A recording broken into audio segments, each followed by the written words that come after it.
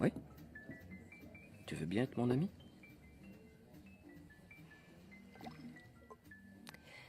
Non, on ne va pas être amis.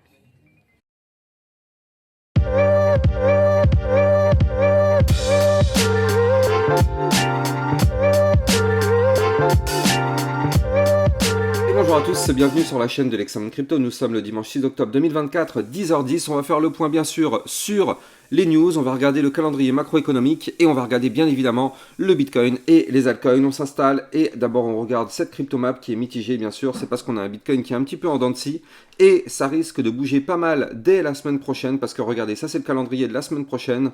On va avoir à partir de mercredi des indices et des choses très importantes qui vont tomber, c'est-à-dire qu'on aura le stock de pétrole brut, mais surtout mercredi à 20h, la minute de la Fed qui est le compte-rendu de la réunion du FOMC. Et on aura surtout le jeudi 10 octobre l'IPC Core mensuel septembre, l'IPC annuel septembre, l'IPC mensuel septembre et les inscriptions hebdomadaires au chômage. Donc ça, ce sont des indices liés à l'inflation. Donc effectivement, ce sera très important de voir ce qui va être dit à ce moment-là parce que ça pourrait avoir des impacts sur les marchés financiers et donc par répercussion, bien évidemment, sur notre Bitcoin. Allez, on va acheter un coup d'œil, bien sûr, du côté des news. Attendez, d'abord, on jette un coup d'œil aux indicateurs. Du côté du ratio long-short, on est à 57 pour les longs, 42 pour les shorts. Donc en général, c'est vrai que le marché aime bien liquider là où il y a le plus. Donc c'est vrai qu'il y a le plus de longs actuellement. Donc soyons quand même extrêmement prudents. Et du côté de la map de liquidité, bon bah là on est toujours au milieu du no man's land, hein, vous le voyez ici. On a la zone des 60K qui est la zone de liquidité qui commence à venir chercher pour le sud. Et à partir de 66 500, c'est la zone de liquidité à venir chercher pour la partie au nord. Donc là, pour l'instant, on est au milieu de tout ça. Donc ouais, c'est un petit peu, comme je vous disais, hein, c'est vraiment, on est au milieu du No Man's Land actuellement. Dans quelle direction on va aller? Et c'est ce qu'on va tenter d'élucider dans cette vidéo. Mais d'abord, on check la partie des news. Il y a eu pas mal de choses concernant les news hier. Donc, on démarre directement avec Crypto Détente qui nous montre que Bitwise a soumis à la SEC une demande pour un ETF combinant des obligations d'État et du Bitcoin.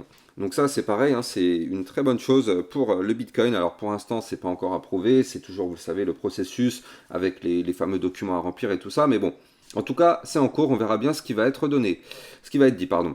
Du côté du club Lexa Rocket, on a fait plusieurs vidéos hier concernant toutes les cryptos que vous kiffez. On a fait le fetch, mais aussi deux autres vidéos.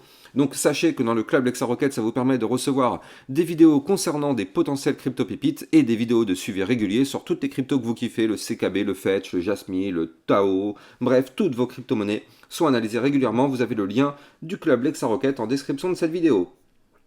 On a Ubisoft qui s'apprête à lancer une collection de 10 000 NFT sur Arbitrum via le Magic Eden. Ces NFT permettront aux détenteurs de jouer en avant-première au prochain jeu Captain Laserhawk The Game.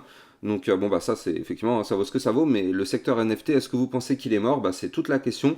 On voit qu'il y a encore des choses qui sont développées dessus, donc peut-être que c'est pas tout à fait mort, on va voir.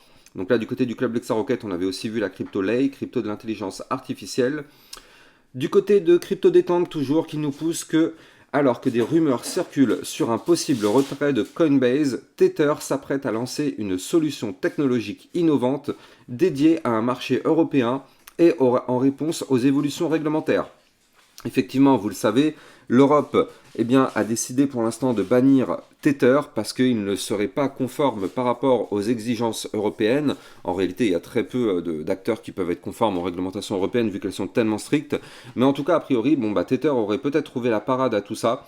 On verra bien ce qui va être dit dans les prochaines semaines, mais ça risque d'être vraiment hyper intéressant parce que là, c'est vrai que c'est un petit peu dommage de se passer d'un acteur majeur comme Tether pour le secteur crypto-monnaie en Europe et en France. Donc on verra bien. On verra bien ce que ça va donner. Mais juste après, dans la foulée, il y a Crypto Détente qui a poussé un thread hyper intéressant qui explique pourquoi Tether est banni pour le moment en Europe. Donc je vous conseille d'aller le lire, hein. Franchement, c'est très bien expliqué, il y a plusieurs slides, donc voilà, n'hésitez pas d'aller voir ça, c'est sur le Twitter officiel de Crypto Détente. On avait fait un point d'analyse technique sur la crypto Celo dans le club Lexa Rocket, et autre information, donc Crypto Détente, toujours flash, 10 des 25 meilleurs ETF lancés en 2024 sont des ETF Bitcoin. Vous le voyez ici, à chaque fois, là où il y a les meilleurs chiffres, les meilleurs YTD, donc ça c'est les inflows, effectivement, on se rend compte que c'est surtout lié aux ETF Bitcoin. Alors il y en a d'autres, hein, bien évidemment, mais en tout cas là, dans la liste, il y a quand même 10 gros ETF Bitcoin qui sont là, donc ça montre clairement que Il y a beaucoup de liquidités qui sont attirées par ces ETF et ça c'est très très bien. Allez, on va démarrer l'analyse technique, mais avant, bien évidemment, je rappelle à tout le monde que tout ce que je vais dire dans cette vidéo n'est en aucun cas un conseil financier. C'est à vous de faire vos propres recherches et n'oubliez pas que le trading de crypto comporte des risques de perte partielle ou majeure. Allez, ça faisait longtemps qu'on n'en parle pas, mais on va faire le point sur le dollar index qui malheureusement est en train de reprendre de la force. Or, vous le savez, quand le dollar pump, le Bitcoin ne peut pas pump lui aussi. Le Bitcoin est obligé de crasher quand le dollar se met à pump. Or, on a un dollar qui a repris de la force ici, vous le voyez.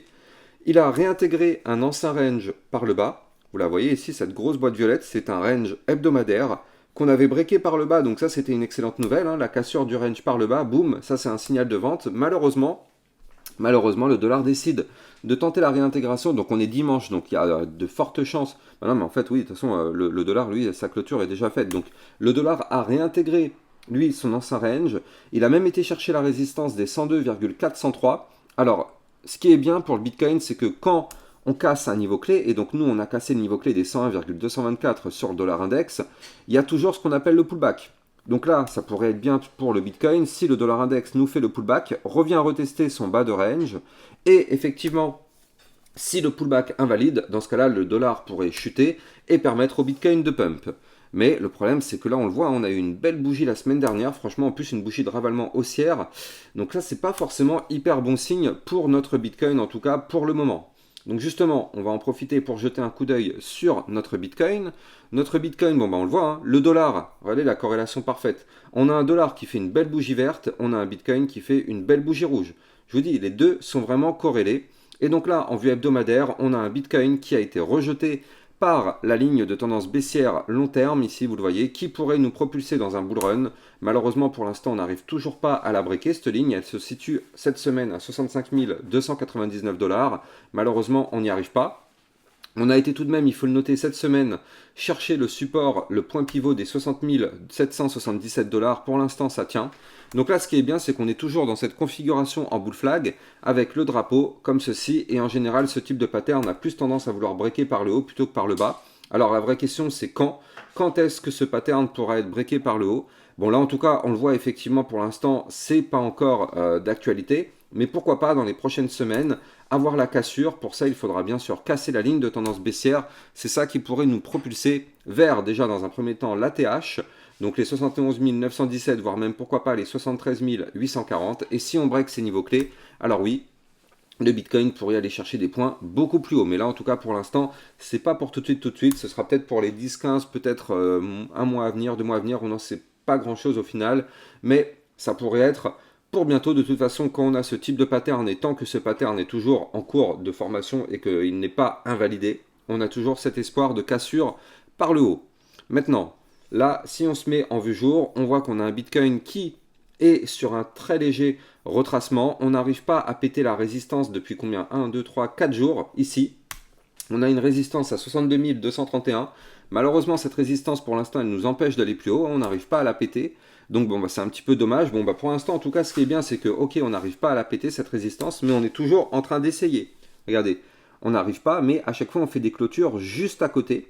Donc là, on est juste en dessous de la résistance. Donc là, il suffit d'une pichenette pour que le Bitcoin casse la résistance et pousse.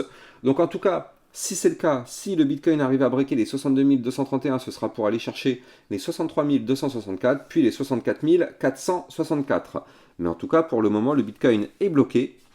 Donc là, il est possible, si jamais on n'arrive pas à péter cette résistance, de revenir une nouvelle fois retester le bas du range, donc le fameux point pivot des 60 777 $. Il ne faut surtout pas casser ce niveau clé, parce que sinon ça formerait un point bas plus bas que le précédent. Et donc là, si jamais on chute, on a l'espoir de former un double bottom comme ceci, qui nous permettrait de remonter, pourquoi pas, dans les prochains jours. Mais si on casse le dernier plus bas, vous l'avez compris, le double bottom n'aurait plus lieu d'exister, et donc l'espoir d'une remontada s'envolerait à ce moment-là. Mais bon, pour l'instant, on n'y est pas encore, on est toujours au-dessus de notre point pivot, donc tout va bien. On voit d'ailleurs ici qu'on a deux belles zones de résistance avec la moyenne mobile 100 périodes et la moyenne mobile 50 périodes dans la zone des 61 500 $. Donc bon, au pire des cas, on pourrait très bien chuter et revenir chercher ce niveau clé. C'est un support, donc on peut rebondir dessus. Et si ce support vient à lâcher, comme vous l'avez compris, on reviendrait chercher les 60 777 $.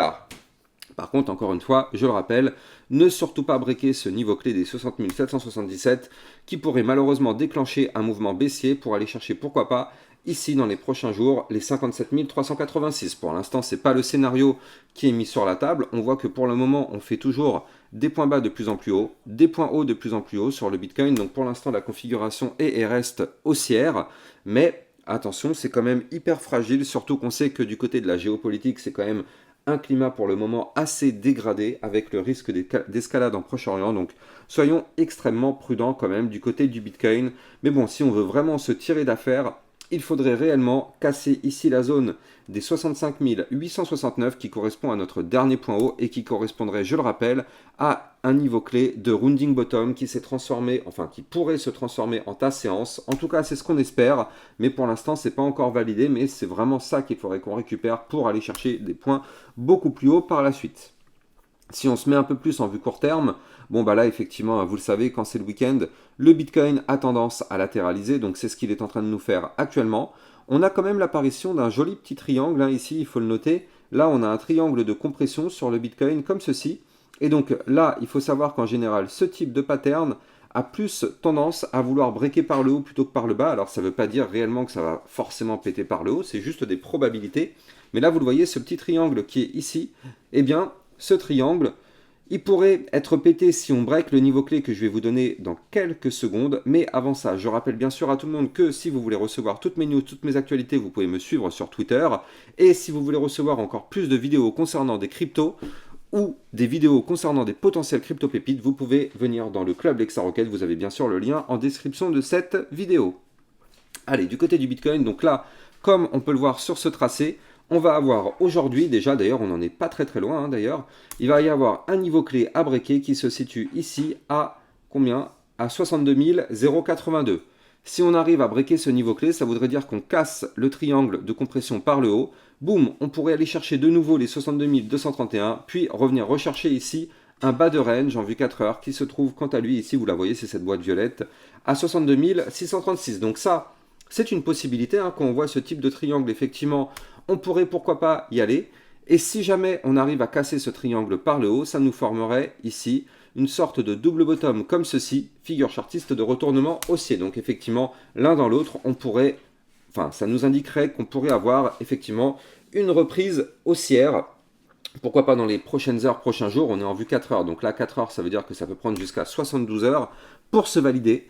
Mais en tout cas, c'est très intéressant ce qu'on est en train de faire. Par contre, soyons extrêmement prudents. Si jamais, bon, les probabilités ne vont pas dans ce sens-là, mais si jamais on break par le bas, les 61 801 $, ça voudrait dire qu'on casse le triangle par le bas. Et donc là, vous l'avez compris, attention, risque de retracement pour aller chercher les 60 777, le point pivot. Donc là, tant qu'on est dans le week-end, vous le savez, les volumes sont très bas, il y a très peu de volatilité, mais en général, le dimanche soir, vers 23h, minuit, quelque chose comme ça commence un petit peu à s'affoler. Donc on verra bien de quel côté on arrive à breaker tout ça. On va jeter un coup d'œil quand même du côté du RSI en vue jour. J'ai oublié de vous en parler tout à l'heure, mais on est actuellement toujours à un RSI médian, donc on est à 50. Donc ça, c'est plutôt pas mal hein, d'un point de vue RSI. On est revenu retester la neutralité, donc ça, c'est plutôt parfait. Et d'un point de vue du momentum MACD, regardez ici, on est toujours sur un momentum malheureusement contrôlé par les bears, mais on voit qu'on est sur un très léger déclin. Alors, pour l'instant, ça n'a pas encore de valeur, mais en tout cas, il est bel et bien là, ce déclin.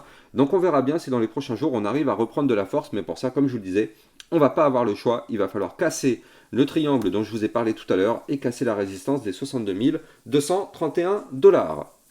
Allez, on va en profiter pour jeter un coup d'œil du côté des altcoins. Alors, ça fait un moment que je n'en ai pas parlé, mais je pense que ça peut être intéressant de jeter un coup d'œil du côté de la crypto Gala. La crypto Gala, je vous avais expliqué qu'elle avait formé un très joli pattern. Alors ça, c'est aussi, il faut bien le noter, hein, une crypto qui est analysée très régulièrement dans le club Lexa Rocket. Donc ça, n'hésitez pas, hein, encore une fois, si vous voulez recevoir plein de suivis réguliers sur vos cryptos, vous savez où se trouve le lien en description de vidéo. Du côté de la crypto Gala, on avait formé ici un très joli pattern en double bottom. Regardez ça, je vous ai encore laissé mon tracé. Donc on a ici le premier bottom, deuxième bottom. On a cassé le niveau clé qu'il fallait breaker, donc ici à 0,02174, on a une poussée haussière. Or, vous le savez, à chaque fois qu'on casse un niveau clé, on revient le retester. Et donc là, on est revenu effectivement le retester. Malheureusement, il n'a pas tenu. Donc on est revenu tout simplement rechercher, regardez ça, Ici, l'ancien range, tout simplement, je vais le prolonger. Regardez, ici, on avait formé une boîte de latéralisation, tac. Eh bien, tout simplement, je prolonge mon range, parce que vous le savez, le marché a une mémoire.